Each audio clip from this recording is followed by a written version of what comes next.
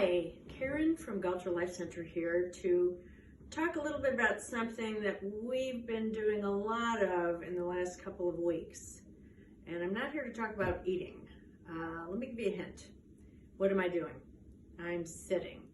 So some of us have been experiencing increased periods of prolonged sitting. Did you know that the average American sits for 10 or more hours a day? Think about it. In the morning, we get up, we have our breakfast, we get in the car, we go to work, we sit at work in front of the computer, get back in the car, come home, sit at the table for dinner, and then after that, we sit in front of the TV or in front of social media or technology. So I want to talk a little bit about what the ramifications of the risks that sitting can do to your body, and how do we counteract some of these disadvantages that we're experiencing with prolonged sitting. So first of all, let's talk about sitting head to toe. Prolonged periods of sitting affect your whole entire body, not just your hips or your legs. So let's talk about your head, your brain. Most of us have experienced brain fog. So prolonged periods of sitting do cause brain fog, decreased circulation, decreased movement. You've heard that sometimes periods of exercise will cause participants to perform better on tests. It's absolutely true. Let's move to the neck. The average head weighs about 10 pounds. So you've got about 10 pounds of weight on your cervical spine, the top part of your spine. So the problem with sitting, especially when we're sitting with our computer or our phone, we tend to have rounded shoulders and a curved spine, and along with that typically will go to a forward neck. So if we're looking at our phone or looking at our computer, our neck will be forward. So some people will display a very forward neck, and some people maybe a little bit. So you can think of about every inch of a forward neck an extra 10 pounds on your cervical spine. So think of how much extra weight is on your upper spine when you have your head forward 3 inches. It's like having a 6-year-old sitting on your shoulders. 30 extra pounds, and that's a lot of weight on your shoulders. Speaking of shoulders, let's move on to that. So I've got rounded shoulders, I've curved my spine, I've got a really comfortable stance here.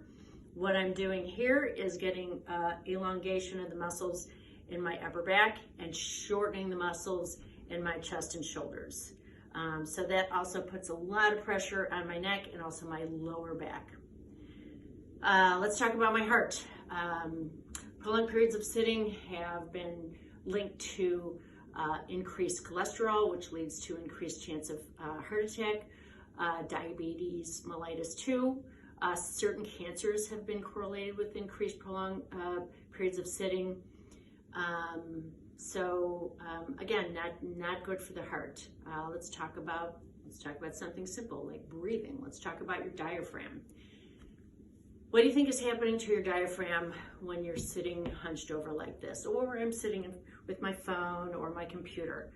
So what we're doing is we're putting pressure on our diaphragm. We're kind of crushing the air from your diaphragm and not giving it the room to properly do what it needs to do. The effect of this is we take shorter breaths, and shorter breaths actually tell our body that we're in fight or flight mode. The consequence of that is increased stress hormone is released when your body is constantly in a stress mode. So again, very, very detrimental for your health. Let's talk about your hips when you're sitting down, just in any position. What I'm doing is I'm turning off my major muscles of my body, which are my glutes and my hamstrings, my major movers, and I'm also shortening my iliopsoas muscles, my hip flexors. So oftentimes you'll see people, some of the effects of prolonged sitting is you're shortening these muscles. So to counteract that, you kind of have to pull your hips back, because I'm so tight here, I can't stretch and bring my hips forward.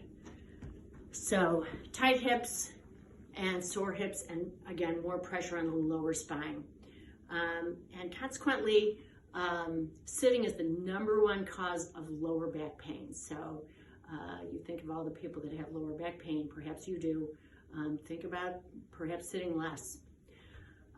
Moving down our leg, as we're sitting, we've got less circulation in our lower leg, and also having our feet in the same exact position for hours and hours at a time. Again, we're shortening our muscles in our ankles and putting undue pressure on our feet, okay? The good news is there are better ways of sitting and not great ways of sitting. So I kind of demonstrated some of the poor posture ways of sitting. So what I'm going to do now is talk about some advantages of proper sitting. And for this part of my demonstration, I chose my most uncomfortable and unattractive chair. Why? Because it makes it harder for me to sit in it and flop down. So ideally, you want to choose a less comfortable chair during prolonged periods of sitting, because it also forces you to move around. So I can't sit here the whole time. It's uncomfortable for me, so I have to keep kind of moving and shifting my weight. So that is one good thing. So let's talk about, we'll talk about proper sitting. When you sit down, you're sitting basically on 3 bony protrusions. You can think of it as a tripod. So in the back of your hips, you have your ischial tuberosity, often referred to as your sits bones, and in the front, you have your pubic bone. So again, this is kind of like a tripod, the 2 sits bones in the back and the 1 pubic bone in the front. So if I'm sitting back like this, I'll show you from the side. If I sit back like this, I'm really just sitting on my sits bones. And if I sit forward, I'm really sitting, I've got more weight on my pelvic bone. So I want to really focus on sitting on my tripod. So just for a moment, if you're sitting down, sit a little bit forward to the edge of your seat, whatever kind of chair you're sitting on, and sit on your tripod and see how that feels. So from here, I'm sitting on my tripod, and I'm going to make a correction with my back and my shoulders. So from here, I'm going to make my spine as long as I can, and I'm going to bring my shoulders back and down. I'm going to slide my shoulder blades down my back, and I'm just going to place my neck in neutral. So it doesn't look like this. It's just, it's me looking forward, and my neck is in neutral. It's not terribly forward, and it's not terribly back. So sit like this, and bring your shoulders back and down, and take a few breaths and see how this feels on your diaphragm. See how it feels with expanding your lungs and having your lungs depressed as you exhale. See if that feels better for you when you sit. So ideally, do we want to stand the whole time? So I'm not asking you to stand and eat your dinner. There's a good proportion of sitting to moving. And there's been a fair amount of research done on this, and the consensus seems to be no more than 30 minutes of sitting to 3 minutes of movement. So that means if you're sitting for 30 minutes, whether you set a timer or just remind yourself, move around for 3 minutes afterward before you sit down again. So that's not just standing, it's getting up. Perhaps you can do some squats, walking around your place, whatever that means to you, a couple of jumping jacks, but for 3 minutes move before you sit down again for a prolonged period of time. So the takeaway is sit with as good posture as you possibly can. If you need a rest, this should be the rest. This should be more sitting like this and less sitting like this in your chair.